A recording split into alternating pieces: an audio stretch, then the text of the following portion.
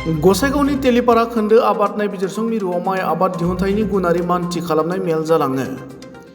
गसाइगाव महकुमानि तेलिपारायाव थानाय खोन्दो आबाद नायबिजिरसं मिरुआव गुबुन गुबुन रोखोमनि माइनि गुनारि मानथि खालामनाय जायो। आबाद नायबिजिरसं मिरुनि बानजायनायजों ओनसोलनि माइ फोथाराव जानाय मेलखौ दैदेनो एफार्टार बिथांखिनि बिबानगिरि अम्लानिका कलिताया आरो बराय बिबुंथिखौ होयो खोन्दो बिजिरसं मिरु गाहाय बिगियानि सुनिल कुमार पाला। लोगोसेनो बे मेलाव एफार्टार बिथांखिनि नडेल अफिसार रुपम बरगहाया गुबुन गुबुन रोखोमनि माइनि गुनारि माननि सोमोन्दै मख'नानै आबादारिफोरा माबायदि रोखोमनि माइ आबाद मावनायनि फारसे गोसो बेनि सोमोन्दै नायबिजिरनो नुजाथिनाय मावख'गिरिफोरखौ खावलायो।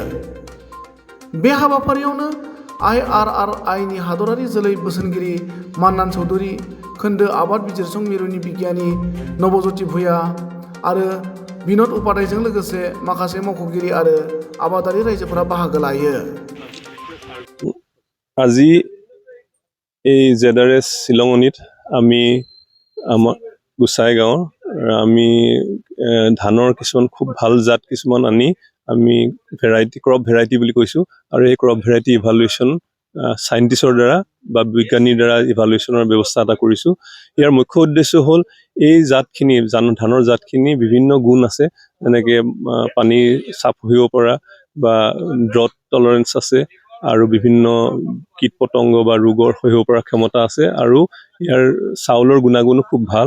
এই জাতখিনি আমাৰ ভাৰতবৰ্ষৰ বিভিন্ন অনুষ্ঠান প্ৰতিষ্ঠানে উদ্ভাৱন কৰি ওলোৱা আৰু আমি আশা ৰাখিছোঁ এই জাতখিনি যদি আমি অসমৰ মাটিত পৰীক্ষা কৰি পেলাই অসমৰ কাৰণে যদি উপযোগী কিছুমান জাত পাওঁ, তেতিয়াহ'লে আমি এই খুব ভাল জাতখিনি কৃষকৰ মাজত দিবলৈ সক্ষম হ'ম।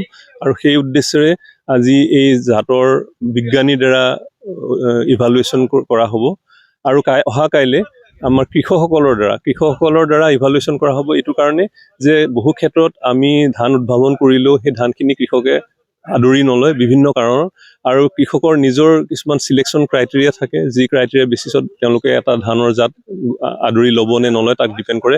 গতিকে এই কথাখিনি জানিবৰ কাৰণে কৃষকসকলে তেওঁলোকৰ নিজৰ ক্ৰাইটেৰিয়া ব্যৱহাৰ কৰি এই ধানখিনি আকৌ এবাৰ ইভালুৱেশ্যন কৰিব আৰু দুয়োটা কৃষক আৰু বিজ্ঞানীসকলে ইভালুৱেশ্যন কৰা আমাৰ গোটেই তথ্য আমি লৈ পেলাই এইখিনি ধানৰ প্ৰসাৰ কৰিবলৈ চেষ্টা কৰিম।